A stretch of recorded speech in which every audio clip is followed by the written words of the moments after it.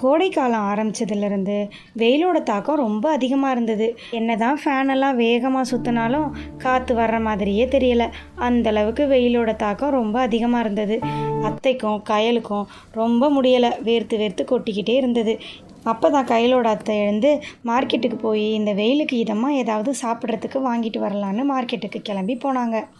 கயலுக்கும் வெயில் ரொம்ப தாங்க முடியல. தண்ணிலேயே இருந்தால் நல்லா இருக்கும்னு தண்ணியில் மூஞ்ச அலசிக்கிட்டே இருந்தா.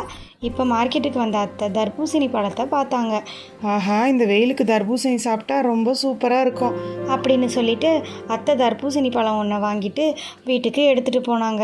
இன்றைக்கி அடிக்கிற வெயிலுக்கு இந்த தர்பூசணிகளை நல்லா வெட்டி சாப்பிட வேண்டியதான் அப்படின்னு சொல்லிட்டு தர்பூசணியை எடுத்துகிட்டு போய் கயல்கிட்ட கொடுத்து வெட்ட சொல்லி 2 பேருமே தர்பூசணிகளை நல்லா சாப்பிட்டாங்க. வெயிலுக்கு நல்லாவும் இருந்தது. ஆஹா, அடிக்கிற வெயிலுக்கு இந்த தர்பூசணி பழம் சாப்பிட்டது ரொம்ப நல்லா இருந்துச்சுமா. மார்க்கெட்டில் ஒரு தர்பூசணியோட விலை ரொம்ப அதிகமாக விற்கிது. வெயில் காலத்தில் இதோட விலை ரொம்ப அதிகமாகிடுது. என் அத்தை, நீங்கள் சொல்கிறத பார்த்தா எனக்கு ஒரு சூப்பர் ஐடியா தோணுது. பேசாமல் நம்ம இந்த தர்பூசணி பழங்களை மார்க்கெட்லேருந்து வாங்கிட்டு வந்து நம்ம கிராமத்தில் வச்சு ஏன் நம்மளே விற்கக்கூடாது? இதையே ஒரு பிஸ்னஸாக நம்ம பண்ணலாம். அடடா கயல், இது உண்மையாகவே ரொம்ப நல்ல ஐடியாவாக இருக்குது. எனக்கு கூட இது தோணலை பார்த்தியா? சரி, கண்டிப்பாக அதே மாதிரியே பண்ணலாம் அப்படின்னு அத்தை சொன்னதுக்கப்புறமா கயல் நிறைய தர்பூசணிகளை கடையிலிருந்து வாங்கிட்டு வந்து தர்பூசணி கடையை போட்டு அங்கே இருக்கிற கிராமங்களில் விற்க ஆரம்பித்தா.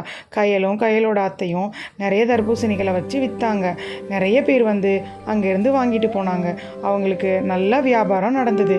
வியாபாரம் எல்லாம் முடிஞ்சதுக்கப்புறம் அன்னைக்கு இரவு அவங்களுக்கு வந்த காசுகளை எல்லாம் எண்ணி பார்த்தாங்க. இங்கே பாருமா கயல், இந்த வியாபாரத்தில் லாபமே இல்லை, நஷ்டம்தான் ஆயிருக்கு. நம்ம வாங்கின பழத்தோட காசு கூட நமக்கு வரலை. என்ன அத்தை, இப்படி ஆயிடுச்சு? இதை நான் கொஞ்சம் கூட எதிர்பார்க்கல. இந்த வியாபாரம் ரொம்ப நல்லா போகும்னு நினச்சேன். ஆனால் அத்தை, அதுக்காக நான் அப்படியே விட்டுற மாட்டேன். என்கிட்ட ஒரு நல்ல ஐடியா இருக்குது. தர்பூசணிகளை நம்ம வாங்கி விற்கிறத விட நம்மளே நம்மளோட தோட்டத்தில் நிறைய தர்பூசணிகளை வளர்க்கலாம். அந்த தர்பூசணியை எடுத்து விற்றோன்னா நமக்கு நிறைய லாபம் கிடைக்கும் அத்தை அப்படின்னு சொல்லிட்டு கயல் உடனே தர்பூசணிகளை வளர வைக்கிற கெமிக்கலை செய்ய ஆரம்பித்தா. இந்த கலர்ஃபுல்லான கெமிக்கலை யூஸ் பண்ணி சீக்கிரமாகவே நிறைய தர்பூசணிகளை வளர வைக்க முடியும். ஒரு வழியாக கயல் கலரான கெமிக்கலை யூஸ் பண்ணி அந்த தர்பூசணியை வளர வைக்கிற கெமிக்கலை ரெடி பண்ணா.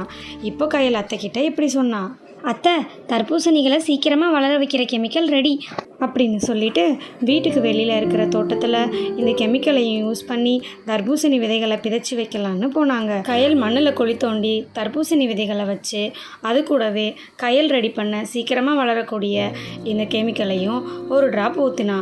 ஊற்றியதுமே அதோட மாற்றம் நல்லாவே தெரிஞ்சுது. அப்போ கயல் அத்தைக்கிட்ட சொன்னால், நான் விதைகளை பிதைச்சிட்டு அது கூடவே ஒரு துளி ஊற்றிருக்கேன், அதுவே போதும், அதுக்கு மேலே போட வேண்டாம் அப்படின்னு கயல் சொல்லிவிட்டு கயல் அங்கேருந்து போயிட்டா.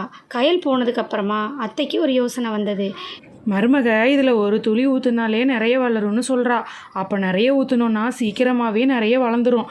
பேசாமல் நம்ம குழியை தோண்டி நிறைய ஊற்றிடுவோம் அப்படின்னு அத்தை சொல்லிவிட்டு அங்கே இருக்கிற எல்லா மண்ணிலையும் ரெடி பண்ண எல்லா கெமிக்கலையும் ஊற்றிட்டாங்க.